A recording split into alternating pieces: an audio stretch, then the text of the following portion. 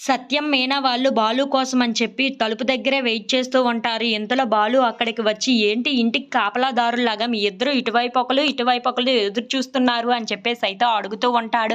ఆ మాటలు వినగానే అక్కడ ఉన్న మీనా మాత్రం, "మీకోసమే వెయిట్ చేస్తున్నామండి. ఇంత చీకటి అయినంత వరకు పని చేయవలసినంత అవసరం ఏంటి? అయినా ఇప్పటి వరకు ఎందుకు ఉండిపోయారు" అని చెప్పేసి అయితే అడుగుతూ ఉంటుంది. ఇంతలో అక్కడ ఉన్న బాలు మాత్రం తన జేబులో ఉన్న డబ్బుల్ని తీసి సత్యంకి ఇచ్చి, "నాన్న ఇక అంతా చూసేసుకున్నాను. క్యాటరింగ్‌కి గూడా భోజనాలు చెప్పేశాను. ఇక మనం ఎలాంటి శ్రమ పడవసరం లేదు. అంతా వాళ్ళే చూసుకుంటారు. ఇక మౌనిక వచ్చేస్తే అందరం ఇంట్లో ఉన్నవాళ్ళం పండగ చేసుకోవడమే అంతే" అని చెప్పేసి అయితే అంటూ ఉంటాడు. ఆ మాటలు వినగానే అక్కడ ఉన్న సత్యం అయితే ఒక్కసారిగా షాక్ అయిపోయి చాలా బాధపడుతూ ఉంటాడు.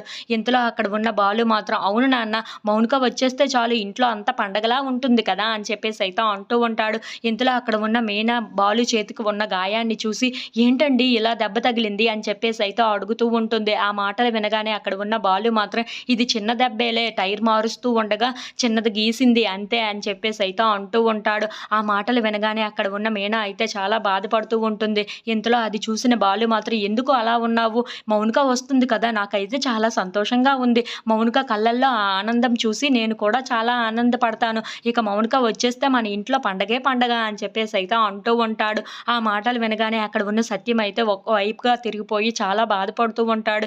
"ఏంట్రా బాలు, నువ్వు ఇంత సంతోషంగా ఉన్నావు కానీ ఈ పండగలో నువ్వు ఉండవని సంగతి నీకు తెలియదు కదా" అని చెప్పేసి అయితే చాలా బాధపడుతూ ఉంటాడు. ఇంతలో ప్రభావతి అదంతా చూసి, "ఏంటి ఈయన అలా ఉంటే బాలుకి చెప్పేస్తాడా ఏంటా ఈ విషయాన్ని? ఇప్పుడు ఆ విషయాన్ని చెప్పేస్తే ఇంట్లో పరిస్థితి ఏంటి? ఏం చెయ్యాలో అర్థం కావటం లేదే. ఈయన్ని ఎలాగైనా సరే ఆపేయాలి" అని చెప్పేసి అయితే అనుకుంటూ ఉంటుంది. If you like this video please like, share and subscribe.